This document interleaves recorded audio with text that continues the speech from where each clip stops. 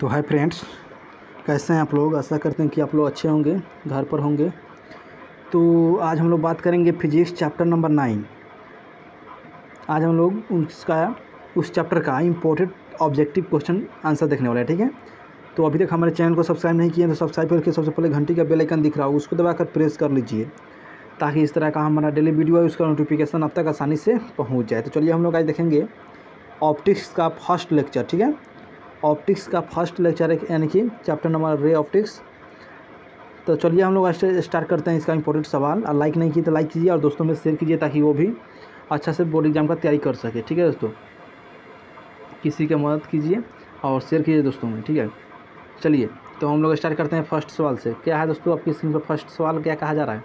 प्रकाश तंतु संचार किस घटना पर आधारित है, ठीक है। तो प्रकाश तंतु संचार किस घटना पर आधारित है? इसका right answer option number A हो जाएगा, संपूर्ण आंतरिक परिवर्तन पर, ठीक है दोस्तों। ऑप्शन नंबर ए इधर करेक्ट होगा, संपूर्ण, यानी कि यहाँ पे संपूर्ण की जगह दोस्तों पूर्ण आंतरिक होता है, ठीक है। यहाँ पे मिस टाइपिंग हुआ है, तो यहाँ पूर्ण आंतरिक परिवर्तन होता है, जो प्रकाश तंतु संरचना की घटना पर क्या होता है? आधारित होता है, ठीक है। तो इसका right answer option number A हो जाएगा। संपूर्ण की जगह पर क्या होता है दोस्तों? सिर्फ पूर्ण होता है, पूर्ण होता है, ठीक है दोस्तों। तो चलिए हम लोग नेक्स्ट अगला सवाल देख लेते हैं। चलिए 2 नंबर सवाल क्या कहा जा रहा है? 2 नंबर दोस्तों सवाल कहा जा रहा है, चलिए, एक वस्तु के 3 प्रतिबिंब प्राप्त करने के लिए 2 समतल दर्पणों को डैश कोण पर झुका कर रखना होता है, ठीक है। तो एक वस्तु के प्रतिबिंब प्राप्त करने के लिए 2 समतल दर्पण को डैश कोण झुकाकर रखना होता है, मतलब डैश कोण पर झुकाकर रखना होता है। इसका राइट आंसर क्या होगा? Option number be the correct होगा, 90 डिग्री के कोण पर झुकाकर रखना होता है, ठीक है। चलिए हम लोग नेक्स्ट सवाल अगला देख लेते हैं। किस दर्पण में वस्तु का प्रतिबिंब हमेशा छोटा एवं आभासी दिखाई पड़ता है? तो किस दर्पण में वस्तु का प्रतिबिंब हमेशा छोटा एवं आभासी दिखाई पड़ता है? तो इसका जो राइट आंसर हो जाएगा क्या हो जाएगा दोस्तों? आप लोग यहाँ पे देख सकते हैं। चलिए इसका right answer option number B, उत्तल जो दर्पण है दोस्तों, उत्तल दर्पण में वस्तु जो है क्या है? वस्तु का प्रतिबिंब हमेशा छोटा एवं आभासी दिखाई पड़ता है। इसका भी right answer option number B correct होगा। चलिए हम लोग नेक्स्ट सवाल देख लेते हैं 4 नंबर। तरंग दैर्घ्य के बढ़ने के साथ अपवर्तनांक का मान। तो तरंग दैर्घ्य के बढ़ने के साथ अपवर्तनांक का मान क्या होता है? इसका right answer option number A, ठीक है। तरंग दैर्घ्य बढ़ेगा तो अपवर्तनांक घटेगा, अपवर्तनांक घटेगा तो तरंग दैर्घ्य बढ़ेगा, ठीक है। तो इसका right answer option number A हो जाएगा, ठीक है। ये जो है दोनों एक दूसरे के अपोजिट होते हैं दोस्तों। अभी तक हमारे चैनल को सब्सक्राइब नहीं किया, सब्सक्राइब करके घंटी के दबा के प्रेस कर लीजिए, ठीक है। चलिए 5 नंबर सवाल को देखते हैं। 5 नंबर सवाल, एक पतले लेंस को जब 1.6 अपवर्तनांक वाले द्रव में डुबाया जाता है तब लेंस नहीं दिखाई पड़ता है। तो लेंस का अपवर्तनांक जो होगा क्या होगा? अनंत होगा, ठीक है। तो ऑप्शन नंबर डी इधर करेक्ट हो जाएगा, अनंत होगा। एक पतले लेंस को जब 1.6 अपवर्तनांक के द्रव में डुबाया जाता है तब लेंस नहीं दिखाई पड़ता है। तो लेंस का अपवर्तनांक क्या होता है? अनंत। अगला सवाल है, 2 समतल दर्पण के बीच एक वस्तु को रखा गया है। तो 2 समतल दर्पण के बीच एक वस्तु को रखा गया है, यदि दर्पणों के बीच का कोण 60 डिग्री हो तो महत्तम प्रतिबिंब की संख्या क्या होगी? तो महत्तम प्रतिबिंब की संख्या होगी दोस्तों 5। ऑप्शन नंबर सीधा करेक्ट हो जाएगी, 5 होगी। अगला सवाल है, इनमें से किस जोड़े के लिए क्रांति कोण न्यूनतम होगा? तो इनमें से किस जोड़े के लिए क्रांति कोण न्यूनतम होगा? तो इसका right answer option number C हो जाएगा, कांच यानी कि हवा, ठीक है दोस्तों। तो इनमें से किस जोड़े के लिए क्रांति कोण न्यूनतम होता है? यानी कांच यानी कि हवा में, कांच और हवा। अगला, प्रकाश हवा से कांच में प्रवेश करती है तो इसका तरंग दैर्घ्य क्या होती है? प्रकाश जो दोस्तों हवा से कांच में प्रवेश करती है, ठीक है दोस्तों। मान लीजिए इधर से प्रकाश आ रहा है, ठीक है, ये प्रकाश इस इधर से क्या आ रहा है दोस्तों? प्रकाश आ रहा है। इधर से मान लीजिए यहाँ पर एक अभिलंब है, ठीक है। इधर प्रकाश आ रहा है, प्रकाश जब इधर हवा है, इधर क्या है? कांच है। इधर यहाँ पर दोस्तों क्या है दोस्तों? ये सब जो दोस्तों है कांच है, ठीक है। ये इधर जब प्रवेश करेगा तो क्या होगा? घट जाएगा, ठीक है। ऑप्शन नंबर बी इधर करेक्ट हो जाएगा, ठीक है दोस्तों। चलिए हम अगला नेक्स्ट सवाल देख लेते हैं। 9 -1.5 डायोप्टर एवं +2 डायोप्टर 2.5 डायोप्टर क्षमता के 2 लेंस संपर्क में रखे गए हैं, तो संयोजन की फोकस दूरी क्या होगी दोस्तों? क्या होती है? एफ बराबर क्या होती है दोस्तों? बताइए इसका राइट आंसर। एफ बराबर क्या होती है? देखिए एफ बराबर F1 + F2। तो देखिए -1.5 + 2.5, देखिए तो प्लस माइनस माइनस होता है, तो यानी माइनस प्लस माइनस। देखिए -1.5 और 2.5 से घटेगा तो 1 ही ना आएगा, 1 मीटर इधर correct answer. Option number A इधर करेक्ट हो जाएगा। चलिए हम लोग नेक्स्ट सवाल देख लेते हैं।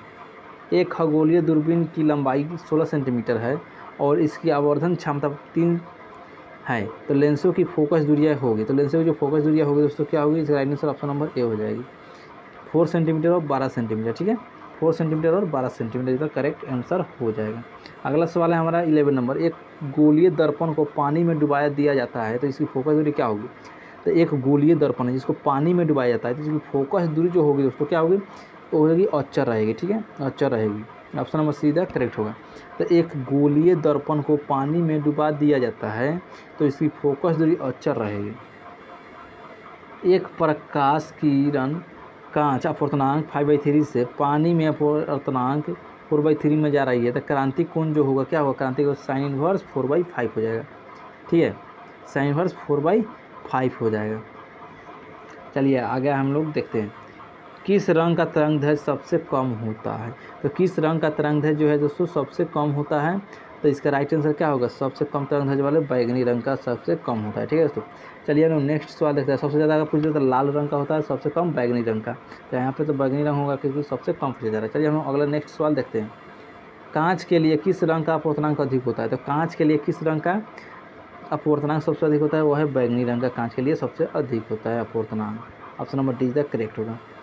किस रंग का तरंग सबसे अधिक होता है, तो उसको अभी हम देखें हैं कि सबसे कम जो होता है बैगनी रंग का होता है, अगर सबसे अधिक पूछे तो लाल रंग का, इधर correct answer option number A हो जाएगा। ठीक है, चलिए हम नेक्स्ट सवाल देखते हैं। अगला सवाल है 60 नंबर, म्यू अपवर्तनांक वाले पतले प्रिज्म का न्यूनतम विचलन कोण होता है। तो न्यूनतम विचलन कोण क्या होता है दोस्तों, option number B is the correct होगा, म्यू -1 इंटू ए होता है। ठीक है दोस्तों, ये लेंस मेकर का आप लोग सिर्फ कीजिएगा अपवर्तनांक के लिए सिर्फ, तो वहाँ से फार्मूला आपको देखने को मिलेगा। अगला सवाल है 17 नंबर, प्रिज्म से होकर गुजरने वाले श्वेत प्रकाश का न्यूनतम विचलन कोण अवयव होता है। ठीक है, तो प्रिज्म से होकर गुजरने वाले न्यूनतम विचलन कोण अवयव जो होता है दोस्तों क्या होता है, ऑप्शन नंबर ए लाल होता है। ठीक है, option number A is the correct, सबसे कम लाल का विचलन कोण होता है।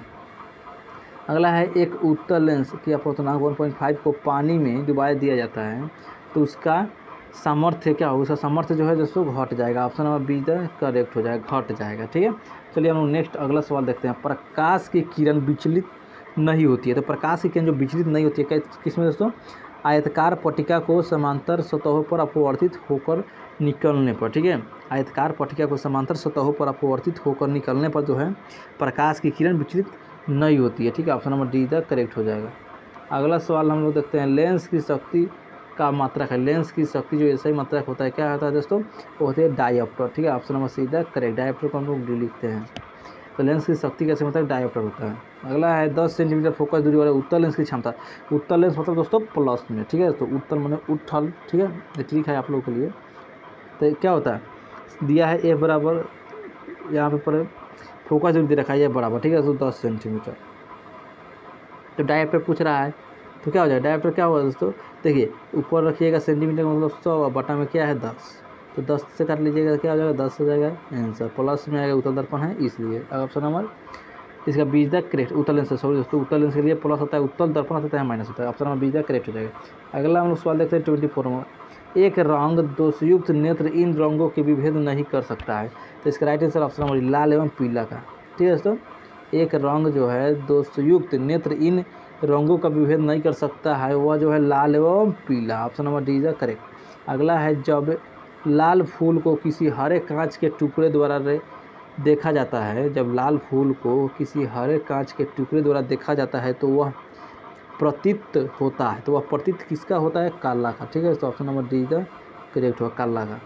अगला है यदि किसी वस्तु तथा उत्तल लेंस से बने उसके प्रतिबिंब के बीच की दूरी 4f हो तो प्रतिबिंब का आवर्धन जो होगा, प्रतिबिंब का आवर्धन क्या होगा, तो ऑप्शन नंबर बी है 1 के बराबर हो जाएगा। ठीक है, उसके प्रतिबिंब 1 के बराबर होगा, प्रतिबिंब का आवर्धन 1 के बराबर होता है। ठीक है, अगला नेक्स्ट सवाल है, तरंगदैर्घ्य का मान बढ़ने से अपवर्तनांक का मान क्या होता है, तरंगदैर्घ्य के बढ़ने से अपवर्तनांक का मान दोस्तों क्या होता है, ऑप्शन नंबर बी घटता है। अभी हम देखते हैं। अगला सवाल है, यदि 2 डायोप्टर और -3.5 डायोप्टर के लेंस संपर्क में है जैसी क्षमता होगी, तो अभी हम देख रहे हैं बहुत ईजी है। देखिए फिर लिखना है ए बराबर क्या लिखिएगा, जो है उसको लिखिए, दोनों को जोड़िए, यहाँ पे -3.5 है, ठीक है 3.5 है, देखिए यहाँ से निकालिएगा ये बराबर 2 है, यहाँ पे प्लस माइनस -3.5 5 घटाइएगा तो माइनस में क्या आएगा 1.5 इज द करेक्ट आंसर। कहाँ है फिर दोस्तों option number be the correct है। ठीक है, तो चलिए हम लोग नेक्स्ट सवाल अगला देख लेते हैं। ये कांच के अवतल लेंस को जब पानी में डुबा दिया जाता है डुबाया जाता है तब वह यह हो जाता है। ठीक है, तो कांच के अवतल लेंस को पानी में डुबा जाता है तब यह हो जाता है, क्या हो जाता है दोस्तों, कम अपसारी हो जाता है। Option number see the correct. कांच के अवतल लेंस को जब पानी में डुबाया जाता है तब यह हो जाता है कम अपसारी। यदि किसी लेंस की फोकस मीटर हो तो इसकी क्षमता का मान जो होगा क्या होगा, देखिए दोस्तों अभी हम लोग देखे थे क्षमता का ए बराबर 1/d होता है। ठीक है, तो डी बाई क्या होगा 1/f हो जाएगा डायफ्राम में लिए। ठीक है दोस्तों, option number be the correct यहाँ पे दिखाई दे रहा होगा। चलिए हम लोग नेक्स्ट अगला सवाल देखते हैं। यदि किसी लेंस की फोकस दूरी 20 सेंटीमीटर हो तो इसकी क्षमता होगी। तो यदि किसी लेंस की फोकस दूरी 20 सेंटीमीटर है तो क्षमता क्या हो जाएगी, देखिए फोकस दूरी डी बराबर क्या होगा 100/20 रख दीजिए, तो एक से करके 2×5 यानी कि 5 आ जाएगा। ठीक है दोस्तों, तो किसके लिए है ये, यदि किसी लेंस की फोकस दूरी इतना है तो इसकी क्षमता क्या होगी, तो option number A correct 5 dioptre. चलिए हम नेक्स्ट सवाल देखते हैं। यदि लेंस की क्षमता +1 डायोप्टर हो तो इसकी फोकस दूरी क्या होगी, 1 दिया है तो ए बराबर क्या हो जाएगा दोस्तों 1 इज द राइट आंसर हो जाएगी। ठीक है, option number A is the correct. चलिए अगला हम सवाल देख लेते हैं। चलिए यहाँ से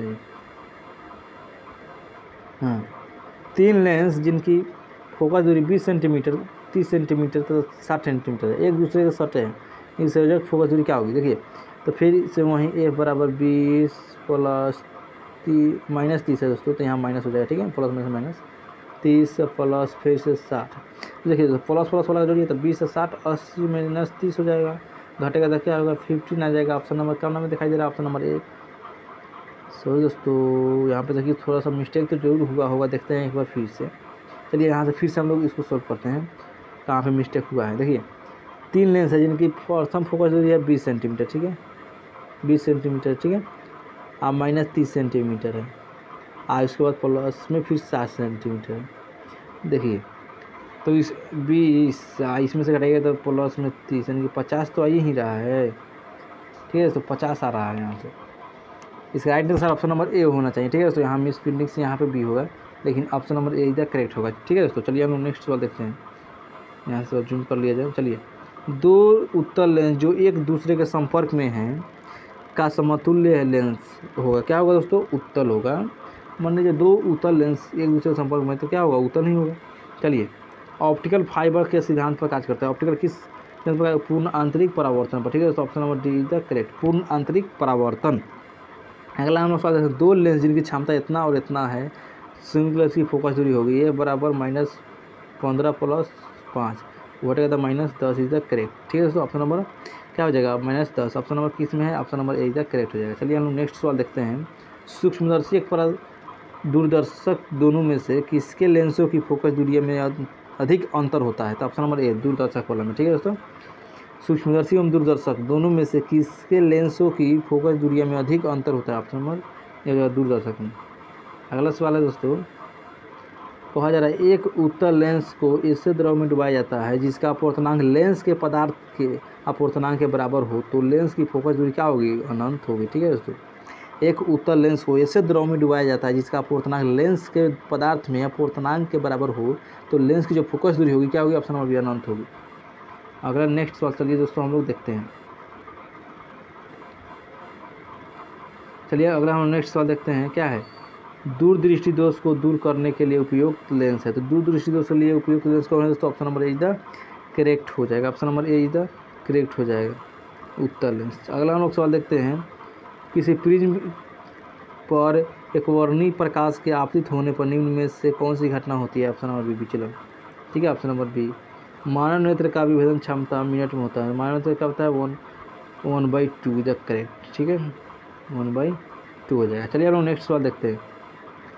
सो यहीं पे दोस्तों इतना ही सवाल था आज के वीडियो में। आशा करते हैं कि आपको अच्छा लगा सवाल और इम्पोर्टेंट बहुत सवाल था दोस्तों। अभी तक हमारे चैनल को अगर सब्सक्राइब नहीं किए हैं, सब्सक्राइब करके पहले घंटी के बेल आइकन दबा के प्रेस कीजिए ताकि इस तरह का वीडियो है उसका नोटिफिकेशन आसानी से तक पहुँच जाए। ठीक है दोस्तों, और टेलीग्राम का लिंक जो है आपको डिस्क्रिप्शन बॉक्स में मिल जाएगा, जाकर ज्वाइन हो जाइए। ठीक है, चलिए हम लोग मिलते हैं नेक्स्ट वीडियो। तब तक जय हिंद, जय भारत, बंदे।